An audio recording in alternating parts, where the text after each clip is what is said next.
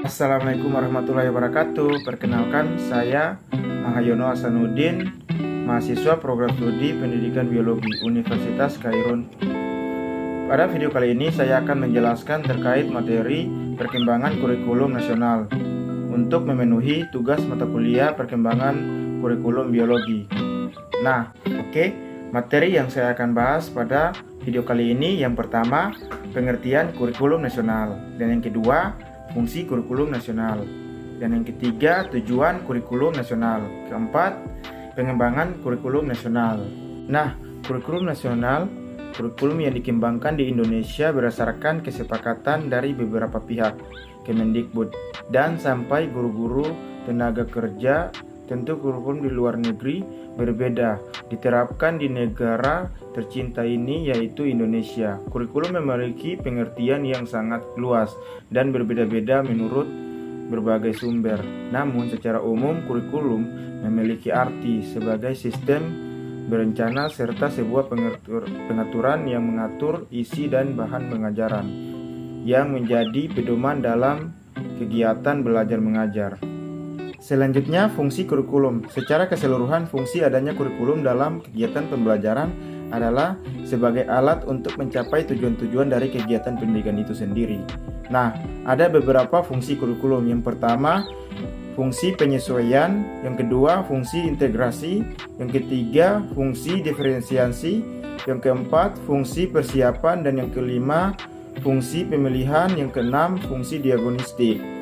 Selanjutnya, tujuan kurikulum nasional seperti yang telah diatur dalam Undang-Undang Dasar Indonesia Nomor 2 Tahun 1980 mengenai Sistem Pendidikan Nasional.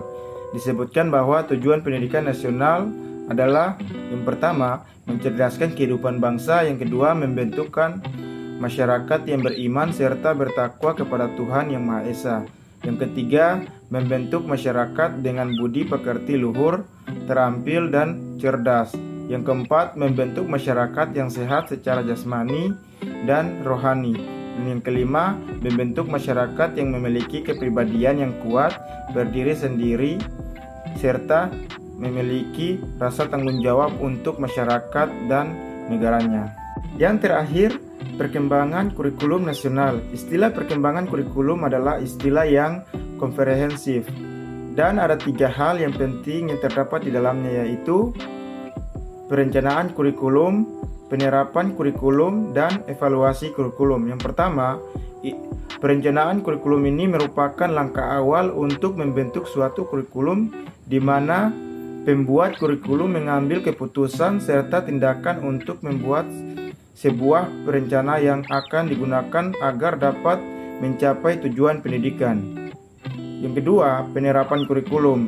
Penerapan kurikulum ini juga dapat disebut dengan implementasi kurikulum. Pada tahap ini, rencana yang telah dibuat sebelumnya kemudian dianjurkan dalam tindakan operasional.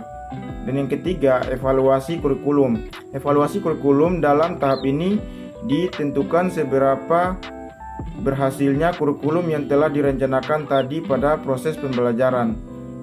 Perkembangan kurikulum nasional tentu juga bergantung pada kesiapan lembaga pendidikan serta tenaga pengerjanya. Sebagai contohnya, seorang pengajar atau guru harus mengambil penguasaan manajemen pengembangan kurikulum untuk dapat dilaksanakan mekanisme pengembangan dari kurikulum itu sendiri.